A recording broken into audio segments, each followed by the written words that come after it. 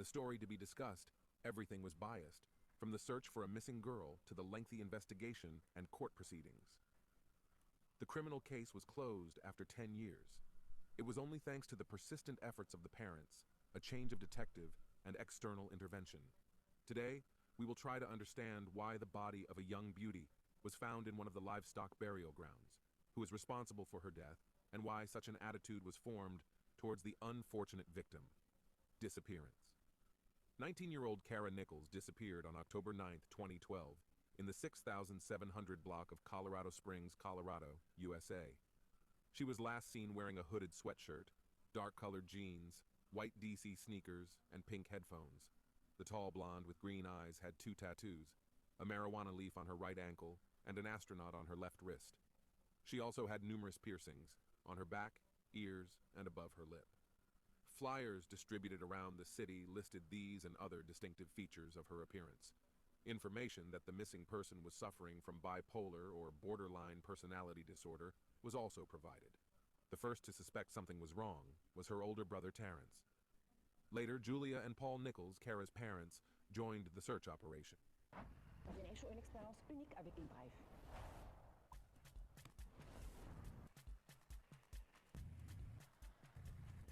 سلام. سلام. Unraveling. Avant de faire, c'est bien. Unraveling. Le commanditier Unraveling. Le commanditier Unraveling. Normalement la commande ديالي خذ تطلع من الطاولة.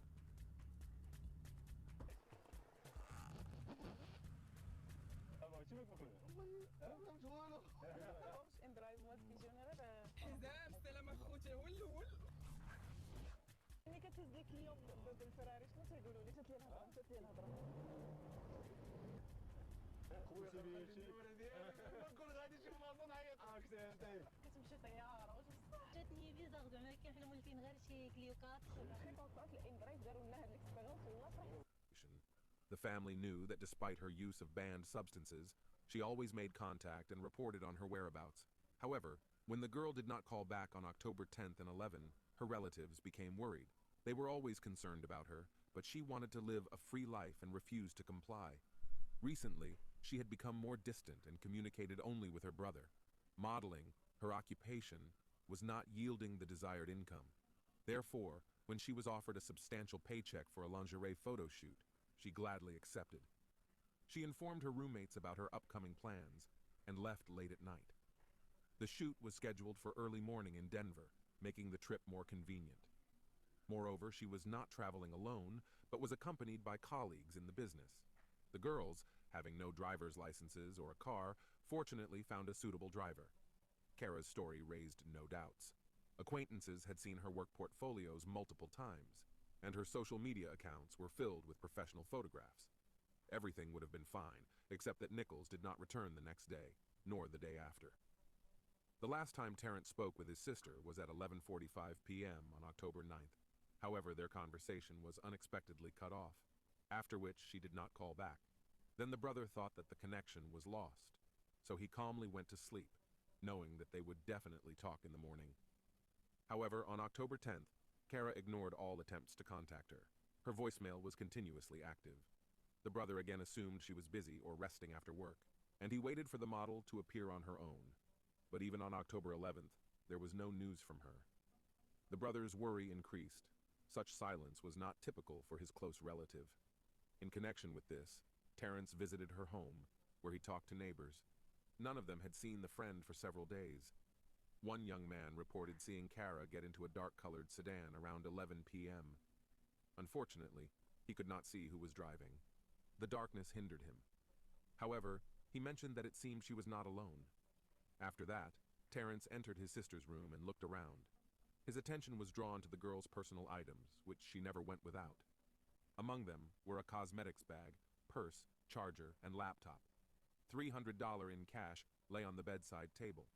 Clearly, Kara had not planned a prolonged absence. Then the brother turned on her laptop. It became clear that she had not been online for more than 2 days. This was out of character for the aspiring model, who promptly kept up with job offers. Convinced that his concern was not in vain, Terrence decided to report to the police. At the station, he recounted everything in order. However, The law enforcement officers were not in a hurry with the search. The officers claimed that Kara was old enough. She was not obligated to report her whereabouts to everyone. The police suggested that the girl might have been delayed at the shoot or went somewhere else. Maybe she had a boyfriend that no one knew about, and she was spending time with him. Nevertheless, the police's arguments did not satisfy the applicant. He knew his sister well. No matter what happened, she would have definitely made contact by now. Terrence insisted that something bad had happened to her. Nevertheless, the police did not take the boy's words seriously and advised him to come back later. The life of Kara Nichols. Kara Nichols was born on May 20th, 1993, and was the middle child in her family. She spent her childhood with her older brother and younger sister, growing up sociable and friendly, often surrounded by her family. Kara excelled in school and had a keen interest in art, particularly painting. As a talented child, she won several art competitions and was predicted to have a promising future. Yet she was sensitive, deeply feeling the pain of others as her own. During her teenage years, her behavior shifted. Kara became introverted, and her academic performance declined. At 13, she was arrested for shoplifting, which resulted in a sentence of community service. Her parents were baffled by the sudden change, as they had always been attentive and loving. She had never wanted for anything, so her theft was likely a form of rebellion against established norms. At 16, Kara's mental health began to falter following the loss of her beloved dog, which plunged her into a deep depression. Her parents sent her to a psychologist, but the sessions proved ineffective, and her condition worsened. Eventually, she was admitted to a psychiatric hospital where she was diagnosed with a personality disorder. After a brief treatment, she showed improvement with the help of prescribed medications. However, due to severe side effects, Kara gradually stopped taking them and worsened her unstable mental state by using banned substances, believing them to be a better alternative to antipsychotics. Behavioral issues led her to attend several alternative schools until she finally graduated. After high school, Kara worked as a waitress and pursued her childhood dream of becoming a model. Her appearance was promising, and she sincerely believed she could succeed in the field. She diligently searched for modeling agencies and worked on her portfolio. During this time, her health noticeably improved, and she even quit her harmful addiction. However, as time passed, she realized that beauty alone was insufficient for a successful modeling career. Luck and extensive connections were necessary. In the summer of 2012, the Nichols family moved. Car rentals, flights, and stays, including the most gentle wake-up service. Booking.com, yeah.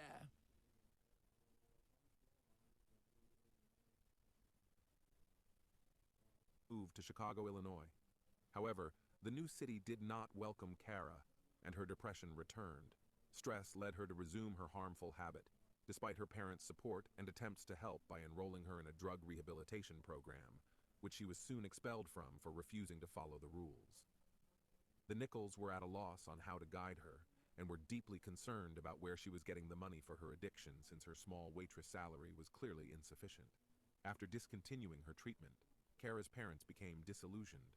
Her psychological state fluctuated daily. After brief discussions, she decided to return to her hometown, believing that familiar surroundings and social circles would help restore her to life. Her family disliked the idea but could not persuade her to stay. Eventually, Kara returned to Colorado Springs. Terrence promised to look after her, and their open and warm relationship somewhat reassured the parents. However, Kara wanted independence and did not stay with her brother, only visiting him occasionally. She rented an apartment with other male tenants, shocking her parents when they learned she was living under the same roof with 3 men. They demanded she find other housing, but she refused, explaining that she had no better options and had found the men to be harmless. Gradually, everything went back to normal. Kara returned to her previous job and continued modeling work by creating a profile on Model Mayhem. Over time, she received more offers, but they did not lead to the expected results. Breaking into the desired world among thousands of profiles was challenging. Later, Kara faced problems. She fell behind on rent and even borrowed food from her roommates. She discussed these issues with her brother, who also supported her financially. Thus, she was determined not to miss the opportunity presented to her on October 9th. However, no one expected that night to be her last. Investigation. After being turned away at the police station, Terrence reached out to his parents. The eldest son recounted what had happened and asked for help, knowing that in such cases, collective pressure was necessary. As soon as the family learned of their daughter's disappearance, they immediately flew to Colorado Springs. Kara's cell phone was still turned off, and it was also discovered that she had not shown up for the job she valued so much, confirming their worst fears. Convinced, the Nichols family as a whole went to the police. Law enforcement was compelled to respond to their report. Eventually, the El Paso County Sheriff's Office acknowledged that the circumstances of her disappearance raised questions. Detectives reached out to local residents asking for any information about the girl's whereabouts. At the same time, the parents allowed investigators access to her cell phone data. Experts confirmed that the last message Kara sent was to her brother. Based on cellular provider data, it was known that on October 9th, her mobile device was indeed headed north, but was then turned off. Friends and acquaintances also joined the search efforts, distributing flyers throughout Colorado Springs and Denver. After talking with her close contacts, investigators examined other means of communication used by the girl, particularly her laptop. Thus, early in the investigation, a secret the girl had closely guarded from her family was revealed. Some of her modeling work, posted on websites, served as a cover for the escort services she had been involved in since she was 17. This was how Paul and Julia learned the true source of Kara's livelihood. However, there was not enough time to recover from the shock. Consent was needed to disclose this information to get new leads. At the same time, this circumstance could significantly affect the investigation and decrease public interest. Unfortunately, there are many examples where the perception of the victim was notably distorted in such cases. The Nichols didn't want to air their dirty laundry, but were forced to do so in the hope of an exception. However, no miracle occurred. After the new details were published, news agencies began canceling interviews with Kara's family one by one. Coverage of the disappearance waned. The search for the girl hit a dead end. The only organization that took up helping with the investigation was the National Women's Coalition Against Violence and Exploitation. They ensured that the community and authorities did not forget about the missing model.